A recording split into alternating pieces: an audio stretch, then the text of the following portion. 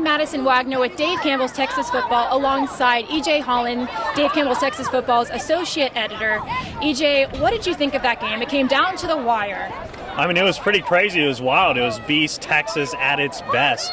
I think Gilmer did a fabulous job of overcoming adversity there towards the end and McLean Carter hooking up with Blake Lynch for the game-winning touchdown. I mean, that was just awesome. A 41-35 battle. I think it's everything we expected and more. It was amazing to see Tatum overcome a 20-point halftime deficit. And like I said, it's everything we expected and more. This is Beast Texas at its best, and I think these are two quality teams to be feared down the line. Yes, big rivalry game, a lot of tension. Actually, at one point, the refs had to stop the game, sit the players down on the field, and kind of simmer things down. What are your thoughts on that? Well, it's just part of a rivalry game. I think it's, Texas high school football is the best thing in the world. I think it just gets really competitive sometimes, and you see it a lot out here when it comes to smaller schools and the fan bases and the atmosphere. It just gets crazy. A lot of times kids get riled up, but at the same time you have to control your emotions. I think both teams did that, and that's why they were able to come out in the second half and both put on a really great performance. Despite the win, Gilmer over Tatum, listening to Gilmer's post-game huddle, Coach Traylor seems super frustrated with his team to even allow Tatum to come back in to that magnitude. What were the things that you saw that could kind of allude to his frustrations?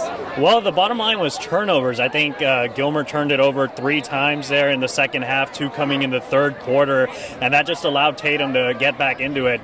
They came out, Tatum did, and had a nice statement drive to start the second half.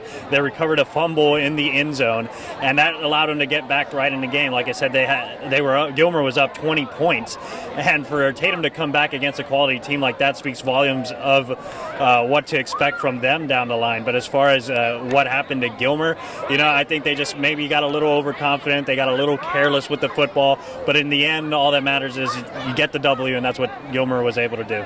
Yes, so tonight here in East Texas at the Tatum Eagle Stadium, Gilmer 41, Tatum 35. Next week we go to West Texas. What can we expect from that side of the state? Well, you're going to see a great game in Argyle and Graham. That's another quality small school matchup. Argyle's coming off a huge victory over Salina. And, Graham is a really tough team with a tough defense. They're missing a key player in Mike Freeze, but they have a really solid defensive line led by Dustin McWhorter.